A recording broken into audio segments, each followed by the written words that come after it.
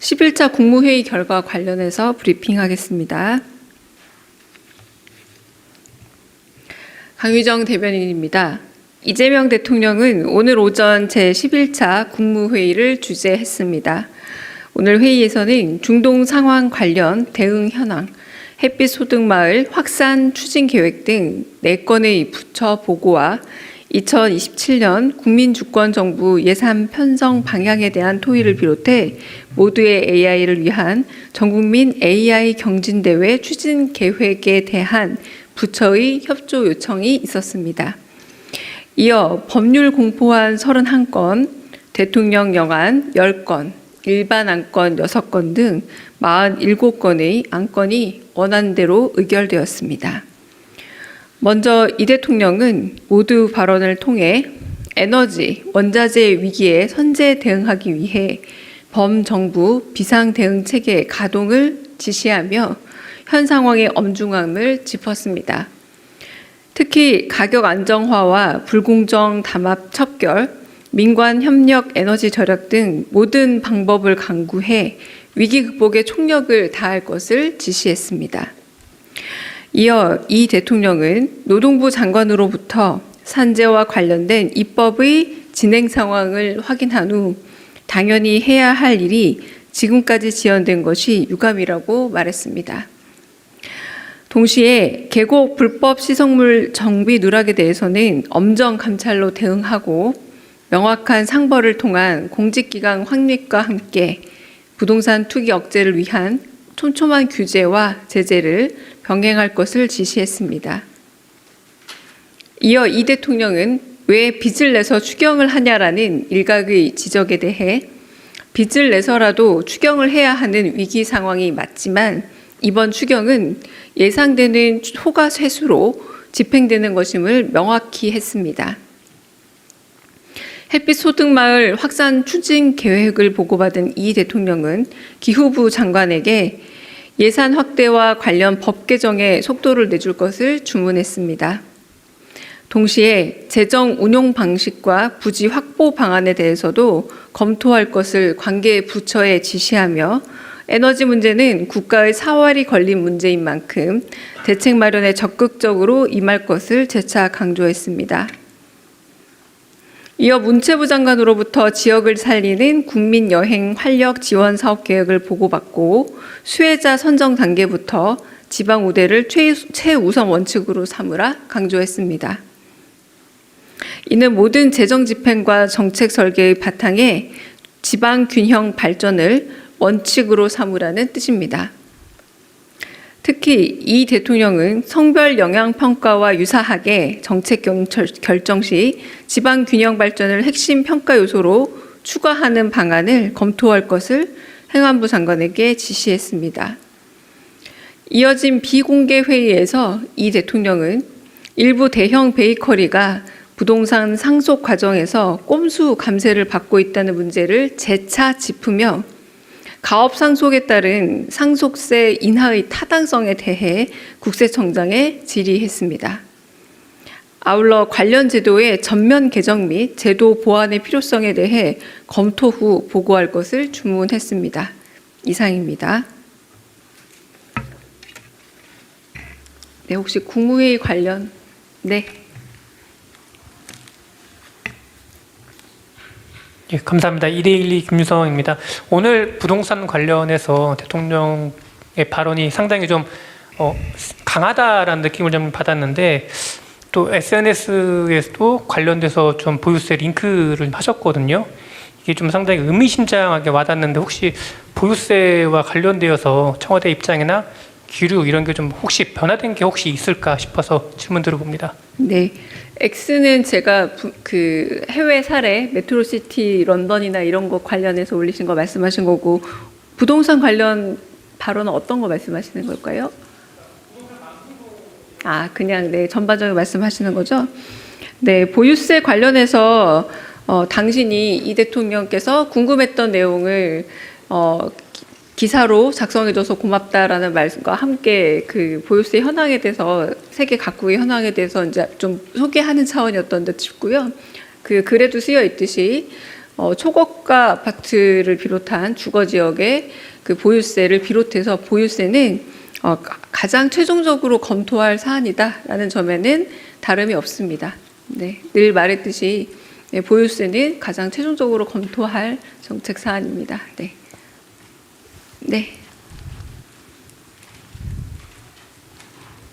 네, 부산일보 박석호 기자입니다. 네. 그 아침에 모든 말씀 끝나고 예산처 차관한테 지시하신 것 중에서 이제 정부 재정 지출 구조 조정에 관해서 말씀을 하셨거든요. 이제 특히 지방 정부에 대해서는 지방 정부가 주민들을 직접 접촉하거나 민원이 많기 때문에 그 지출 구조 조정하기가 어렵다. 그래서 중앙 정부 핑계를 대서라도 좀 할 수 있게 원칙을 세워달라고 말씀을 하셨는데, 이게 이제 6월 지방선거가 끝나고 새로운 지자체장들이 임명이 되고 출범을 하다 보면 지방에서 구조 조정을 하기가 오히려 어려운 그런 상황이잖아요, 현실적으로. 그럼에도 불구하고 이런 지시를 각별히 하신 어떤 계기가 있는지, 아니면 과거에 본인이 지자체장 하실 때, 성남시장이나 경기도지사 때 그런 어려움이 혹시 있었는지 추가 설명 알고 계신 게 있으면 좀 부탁드립니다. 네, 지난해에도 이 재정지출 구조조정과 관련된 간담회 토론회가 개최가 되기도 했었습니다. 가령 너무 관성화된 재정지출이 있다면 정말 필요한 곳에 재정을 지출하기 위해서 좀 너무 습관적으로 관성화되어서, 그리고 민원성으로 하나 두 개씩 쌓여서 조금 시대착오적인 혹은 과유불급인 이런 재정 지출들은 좀 다이어트 하듯이 좀 정리를 하는 게 옳지 않겠느냐라고 말을 했고, 그렇게 좀 슬림해진 예산에다가 정말 필요한 예산을 더 덧붙일 수 있기 때문에 이재명 정부에서 하고자 하는, 그리고 훨씬 더 국민주권 정부로서 지방 정부를 더 윤활하게 할 수 있는 그런 재정 지원 사업들을 많이 할 수 있다라는 취지에서 조금 불필요한 내지는 관성화된 사업들에 대해서 과감하게 재정 지출 구조 조정을 했으면 한다라는 작년에도 했던 그런 여러 가지 그런 기획된 간담회와 연장선상에 있다라고 보시면 될 듯합니다. 네.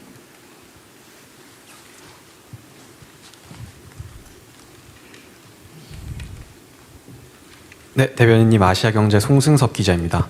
그 비공개 회의에서 대통령께서 대형 베이커리 카페를 이용한 이 상속 문제를 짚으셨다고 하셨잖아요.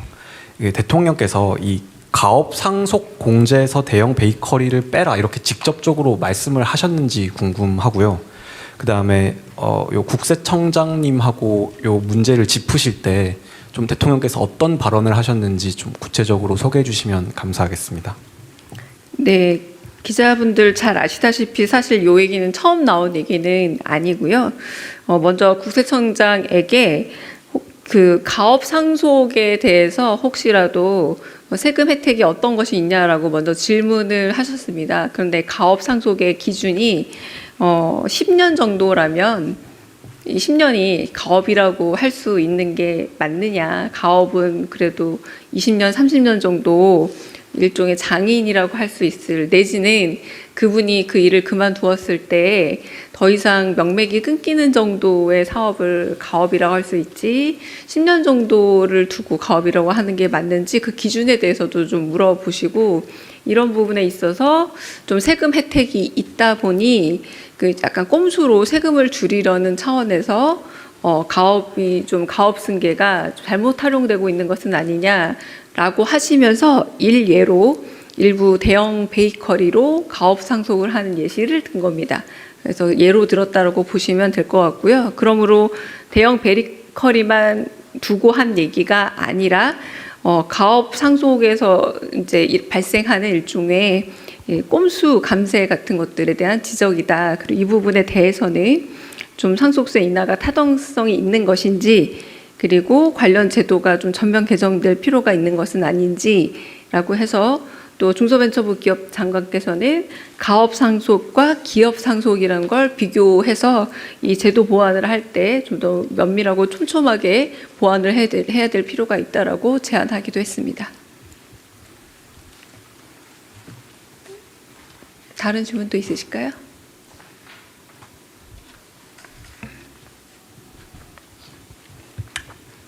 네, 아시아투데이 박영 기자입니다. 그 이재명 대통령께서 국무회의 때 출퇴근 시간대 그 대중교통 고령층 무료 이용 제한을 1시간에서 2시간 검토 지시를 하셨는데 이게 이러한 중동 상황에 대한 대응인지 아니면 중동 상황이 끝난 이후에도 정책이 지속되는 건지 여쭙습니다.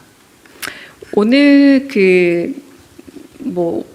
공공기관의 오부제라던가 이런 모든 에너지 절약 내지는 긴축 대책에 관한 이야기들은 좀 아무래도 중동의 전쟁과 관련된 중동 상황과 관련된 여파가 지속되는 기간을 염두에 두고 하시는 말씀입니다. 그래서 공공기관의 오부제는 조금 더 원활할 수 있겠지만 일반적인 시민분들 민간 영역에서 출퇴근 시간에 있어서 대중교통을 이용할 때 아무래도 출퇴근 시간이 정해져 있다 보니 그 시간대의 이동량을 좀 줄일 수 있는 방안에서 하신 말씀이지 이걸 꾸준히 정책적으로 이어가는 방안이 오늘 논의된 건 아닙니다. 다른 질문 또 있으실까요? 네.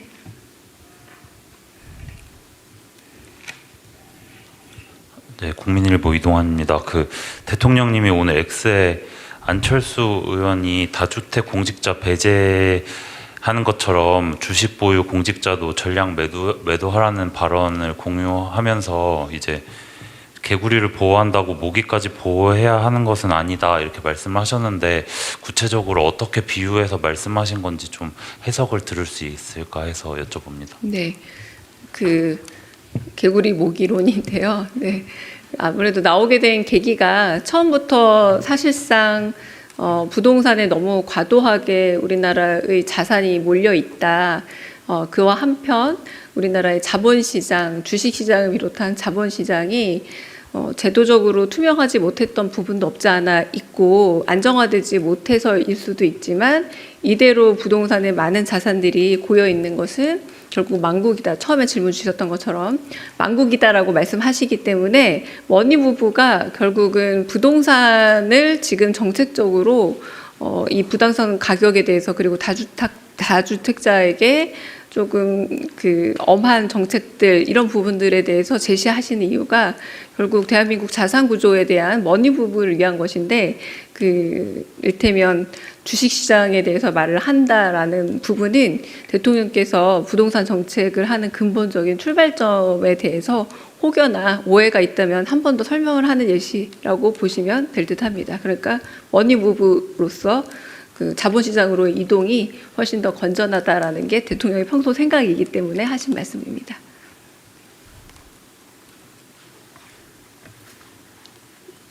네, 그러면 여기서 카메라는